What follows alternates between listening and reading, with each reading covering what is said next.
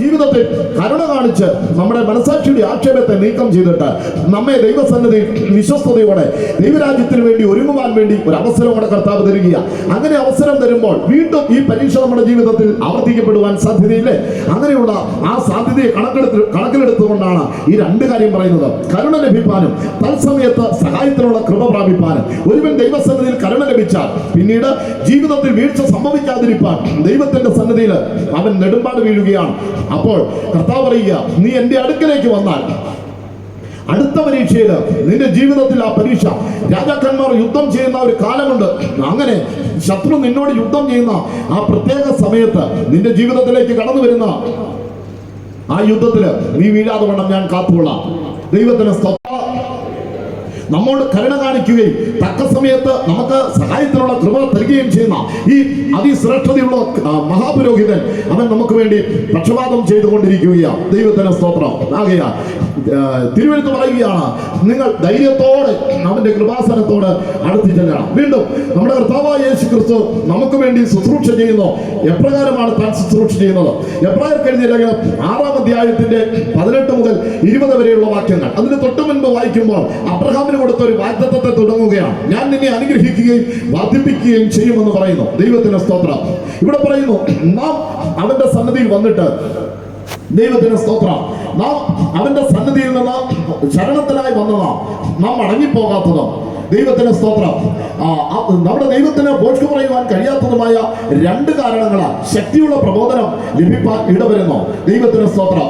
അത് നമ്മുടെ മുൻപിൽ വെച്ചിരിക്കുന്ന ഒരു പ്രത്യാശയാണ്. അത് ആത്മാവിന്റെ ഒരു നങ്കൂരമാണ്. അത് നിശ്ചയവും സ്ഥിരവും തിരശ്ശീലയ്ക്ക് അകത്തേക്ക് കടക്കുന്നതുമാണ്. അടുത്ത വാക്കാണ് പ്രസക്തം. ദൈവത്തിന് സ്തോത്രം. അടുത്തതായി പറയുകയാണ്, അവിടേക്ക് നമ്മുടെ കർത്താവായ യേശു ക്രിസ്തു മൽക്കീസേദെക്കിന്റെ ക്രമപ്രകാരമുള്ള ശുശ്രൂഷയിൽ ഏറ്റുകൊണ്ട് നമുക്ക് വേണ്ടി മുൻപനായി പുറപ്പെട്ടിരിക്കുന്നു. ഹല്ലേലൂയ. ദൈവത്തിന് സ്തോത്രം. ആത്മാവിന്റെ ഒരു നങ്കൂരം ഒരു കപ്പലിനെ ഭയങ്കരമായിരിക്കുന്ന വലിയ കൊടിയ കടൽ തിരമാലകളുടെ മധ്യേ അത് നശിച്ചു പോകാതിരിക്കാൻ, അത് കൈവിട്ടു പോകാതിരിക്കാൻ വേണ്ടിയുള്ള ഉറപ്പിച്ചു നിർത്തുന്ന ഒരു ഉപകരണമാണ് ഒരു ആങ്കർ. ദൈവത്തിന് സ്തോത്രം. ഒരു നങ്കൂരം എന്ന് പറയുന്നത്, ഈ നങ്കൂരം എന്ന് പറയുന്നത് നമ്മുടെ മുൻപിൽ വെച്ചിരിക്കുന്ന പ്രത്യാശയാണ്. ശരണത്തിനായിട്ട് ഓടി വന്ന നാം ഓടിപ്പോകാത്തതും. ദൈവത്തിന് സ്തോത്രം. നമ്മുടെ ദൈവത്തിന് പോഷ്കു പറയുവാൻ കഴിയാത്തതുമായ രണ്ട് കാരണങ്ങൾ എന്ന് പറയുന്നത്, ഒന്ന് നീതിയും ഒന്ന് രക്ഷയുമാണ്. ദൈവത്തിൽ നിന്ന് ലഭിച്ചതായ രക്ഷയും ദൈവത്തിൽ നിന്ന് ലഭിച്ചതായിരിക്കുന്ന നീതിയും ദൈവത്തിന് പോഷ്കു പറയാൻ കഴിയുന്നില്ല. നാം ദൈവത്തിന്റെ അടുക്കൽ വന്നിട്ട് മടങ്ങിപ്പോകുന്നില്ലെങ്കിൽ, എപ്പോഴും അവന്റെ ശരണത്തിനായിട്ട് ആഗ്രഹിക്കുന്നെങ്കിൽ, നീതിയും രക്ഷയും ഒരു കാലത്തും നമ്മെ വിട്ടു പോവുകയില്ല. ദൈവത്തിന് സ്തോത്രം. അത് നിശ്ചയമാണ്, സ്ഥിരമാണ്, തിരശ്ശീലയ്ക്ക് അകത്തേക്ക് കടക്കുന്നതാണ്. ദൈവം നമുക്ക് നൽകിയിരിക്കുന്ന ഒരു പ്രത്യാശ. ദൈവത്തിന് സ്തോത്രം. അത് വലിയ കൂറ്റൻ തിരമാലകളുടെ മധ്യേ നമ്മുടെ വിശ്വാസങ്ങളൊക്കെ തകർന്നു പോകാതിരിക്കാൻ നമ്മെ ഉറപ്പിച്ചു നിർത്തുന്ന ഒരു മഹത്തായ പ്രത്യാശ, ഒരു ജീവനുള്ള പ്രത്യാശ നമുക്കുണ്ട്. അത് സ്വർഗം തുറന്നിരിക്കുന്നതും പിതാവിന്റെ വലതുഭാഗത്ത് പുത്രൻ നിൽക്കുന്നതും ഞാൻ കാണുന്നുവെന്ന് ദൈവത്തിന് സ്തോത്രം. സ്തെഫാനോസ് പറയുന്നില്ലേ, തന്റെ ജീവിതത്തിന്റെ പരീക്ഷയുടെ അത്യുച്ചകോടിയിൽ ആരും തന്നെ സഹായിപ്പാനില്ലാതിരിക്കുമ്പോൾ കല്ലെടുത്ത് പല്ലുകടിച്ച് ദൈവത്തിന് സ്തോത്രം ശത്രുക്കളവനെ സംഹരിക്കുവാൻ വേണ്ടി ഒരുങ്ങി നിൽക്കുമ്പോൾ അവൻ കല്ലെടുത്തതോ പല്ലുകടിച്ചതോ അല്ല കാണുന്നത്. അതാ സ്വർഗം തുറന്നിരിക്കുന്നതും പിതാവിന്റെ വലതുഭാഗത്ത് ദൈവത്തിന് സ്തോത്രം അത് പുത്രൻ നിൽക്കുന്നതും ഞാൻ കാണുന്നു. വിശുദ്ധ ബൈബിളിൽ പുത്രൻ നിൽക്കുന്നത് കാണുന്ന ഒരേ ഒരു ഇടം മാത്രം, അത് മാത്രമാണ്. ദൈവത്തിന് സ്തോത്രം. ബാക്കി എല്ലായിടത്തും അവന്റെ വലതുഭാഗത്ത് ഇരിക്കുന്നു എന്നാണ് പറയുന്നത്. ദൈവത്തിന് സ്തോത്രം.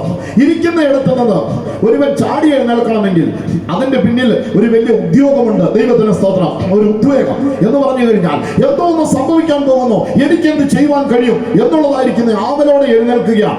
എവിടെ കർത്താവായ യേശു ക്രിസ്തു ദൈവത്തിന് സ്തോത്രം പിതാവിന്റെ വലതുഭാഗത്തു നിന്ന് കഠിനമായിരിക്കുന്ന പരീക്ഷയിൽ കൂടെ കടന്നു പോകുന്ന ഈ സ്തെഫാനോസിനെ കണ്ടുകൊണ്ട് തന്റെ സ്ഥാനത്ത് നിന്ന് അവൻ എഴുന്നേറ്റു. അവന്റെ വിശ്വാസം പോയി പോകാതിരിക്കാൻ ദൈവത്തിന് സ്തോത്രം അവന് വേണ്ടി പക്ഷപാതം ചെയ്തുകൊണ്ടിരുന്നു. അവന്റെ നങ്കൂരം ഉറപ്പിക്കപ്പെട്ടു. അപ്രകാരമുള്ള കഠിനമായിരിക്കുന്ന പരിശോധനകളുടെ മധ്യേ അവന്റെ വിശ്വാസ കപ്പലിന് ഒരു ദോഷവും പറ്റിയില്ല. എന്റെ ജീവിതത്തിൽ ഞാൻ കഠിനമേറിയിരിക്കുന്ന ചില പരീക്ഷകളിൽ കൂടെ കടന്നു പോകുന്ന ഒരവസരത്തില് ദൈവം എനിക്കൊരു ദർശനം തന്നു. ഞാനൊരു വഞ്ചിയിൽ യാത്ര ചെയ്യുകയാണ്. ദൈവത്തിന് സ്തോത്രം. ഒരു കടലിന്റെ നടുവെയാണ് യാത്ര ചെയ്യുന്നത്. ആ കടൽ തിരമാലകൾ ഭയങ്കര ക്രോധത്തോടുകൂടെ ഉയർന്ന് താഴുകയാണ്. എന്റെ വഞ്ചി അതിനൊത്തവണ്ണം ഉയർന്നു താഴുമ്പോൾ ഞാൻ ശ്രദ്ധിച്ചു നോക്കിയപ്പോൾ ഞാനല്ല വഞ്ചിയെ നിയന്ത്രിച്ചിരിക്കുന്നത്. എന്റെ കർത്താവ് സാക്ഷാൽ യേശു ക്രിസ്തു എന്റെ വഞ്ചിയുടെ ഒരു ഭാഗത്ത് നിന്ന് അവൻ ഈ വഞ്ചിയെ നിയന്ത്രിക്കുവാൻ വേണ്ടി പാടുപെടുന്നത് ഞാൻ കണ്ടു. ദൈവത്തിന്റെ സ്തോത്രം. ഈ വലിയ തിരമാലകളുടെ ഇടയിൽ അത് ഇടത്തോട്ടും വലത്തോട്ടും ഒക്കെ ഇങ്ങനെ ആടി ഉലഞ്ഞ് ഞാനതിന് അകത്തിരിക്കുക. യേശു ഇങ്ങനെ ഒരു കടിഞ്ഞാൺ പിടിക്കുന്നത് പോലെ അതിനെ ഇങ്ങനെ നിയന്ത്രിക്കുന്ന ഒരു വലിയ രംഗം ഞാൻ കണ്ടു. അത് കണ്ടപ്പോൾ യേശു എന്നോട് സംസാരിക്കുക, നീ ഭയപ്പെടണ്ട, ഈ സമുദ്രത്തിൽ കൂടെ പോയി എനിക്ക് നല്ല പരിചയമുണ്ട്, നീ ഭയപ്പെടണ്ട, ഈ വഞ്ചി ഞാൻ ആ തുറമുഖത്ത് കൊണ്ട് എത്തിച്ചോളാം. ഹല്ലേലൂയ. എന്റെ ഹൃദയത്തിൽ വളരെ ധൈര്യമുണ്ടായി. ദൈവത്തിന്റെ സ്തോത്രം. ശാന്തത വന്നതുകൊണ്ട് അവർ സന്തോഷിച്ചു. അവർ ആഗ്രഹിച്ച തുറമുഖത്ത് അവൻ അവരെ കൊണ്ട് എത്തിച്ചു. എന്താണ് തിരുവെഴുത്ത് പറയുന്നത്? നമ്മുടെ കർത്താവ് നമുക്ക് മുൻപേ പോയവൻ. നമ്മുടെ പരീക്ഷകൾ അവന് നന്നായിട്ട് അറിയാം. ദൈവത്തിന് സ്തോത്രം. ഇവിടെ കാണുന്നത് നമ്മുടെ കർത്താവായ യേശു ക്രിസ്തു നമുക്ക് മുൻകൂട്ടി പ്രവേശിച്ചിരിക്കുക. എന്തിനാണ്? ഈ പരീക്ഷകളുടെ മധ്യേ തകർന്നു പോകാതിരുന്നാൽ അനുഗ്രഹത്തിന്റെ ഒരു വർധനവ് ദൈവം നമുക്ക് നൽകുവാൻ ആഗ്രഹിക്കുന്നു. അതാണ് അബ്രഹാമിനോട് പറഞ്ഞത്, അബ്രഹാമേ, ഞാൻ നിന്നെ അനുഗ്രഹിക്കുകയും വർദ്ധിപ്പിക്കുകയും ചെയ്യാം. ഇസ്രായേൽ മക്കളോട് പറഞ്ഞു, ഞാൻ നിന്നെ സ്നേഹിച്ച് അനുഗ്രഹിച്ച് വർദ്ധിപ്പിക്കാം. നമ്മുടെ ജീവിതത്തിൽ ഒരു വർധനവ് ദൈവിക അനുഗ്രഹങ്ങളുടെ പദ്ധതിയാണ്. ആദിയിലെ മനുഷ്യനുണ്ടായപ്പോൾ അവനോട് പറഞ്ഞത് പ്രകാരമാണ്, നിങ്ങൾ വർദ്ധിച്ചു പെരുകി ഭൂതലത്തിൽ നിറവീനെന്നാണ്. എന്നാൽ നമ്മെ സംബന്ധിച്ചിടത്തോളം നമ്മുടെ മഹത്വം, നമ്മുടെ തേജസ്, നമ്മുടെ ആത്മീയത അത് വർദ്ധിച്ച് ആത്മീക വർധന പ്രാപിച്ച് നാം ദൈവത്തിന്റെ സ്തോത്രം യേശുവിനോട് അനുരൂപപ്പെടുവാൻ ദൈവം ആഗ്രഹിക്കുകയാണ്. അതിനുവേണ്ടി ചില പരീക്ഷകളിൽ കൂടെ, ചില ഇടുക്കുവാതിലുകൾ കൂടെ ദൈവം നമ്മെ നടത്തുകയാണ്. എന്നാൽ നമുക്ക് ദൈവം ഒരു പ്രത്യാശ തന്നിട്ടുണ്ട്.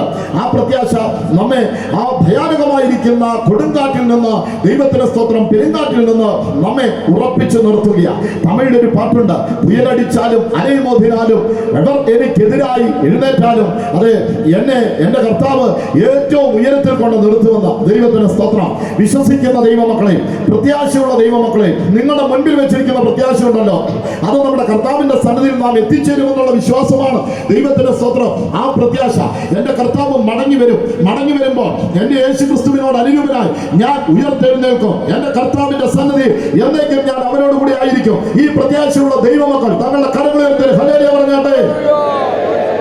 ദൈവത്തിന്റെ സ്തോത്രം. ഈ പ്രത്യാശയെ കുറച്ചു കളവാൻ ശത്രുവാൻ ശ്രമിക്കുമ്പോൾ ഈ പ്രത്യാശ നിങ്ങളുടെ ആത്മാവിന്റെ നങ്കൂരമായിരിക്കണം. എന്നോട് വ്യാജം പറയുവാൻ ദൈവം മനുഷ്യനല്ല. എന്നോട് വാഗ്ദത്തം ചെയ്തിട്ടുണ്ട്, ഞാൻ നിന്നെ ഒരു നാൾ കൈവിടുകയില്ല, ഉപേക്ഷിക്കുകയുമില്ല. ജീവിതത്തിന്റെ പരീക്ഷകളിൽ, പ്രയാസങ്ങളിൽ, തുടർമാനമായി കടന്നു വരുന്നതായിരിക്കുന്ന പാപത്തിന്റെ പോരാട്ടങ്ങളിൽ നിങ്ങൾ തകർന്നു പോകാതെ, ജീവിതത്തിന് നേരെ ആഞ്ഞടിക്കുന്ന വിവിധമായിരിക്കുന്ന പരീക്ഷകളുടെ മുൻപാകെ നിങ്ങൾ തളർന്നു പോകാതെ, നിങ്ങളുടെ മുൻപിൽ വെച്ചിരിക്കുന്ന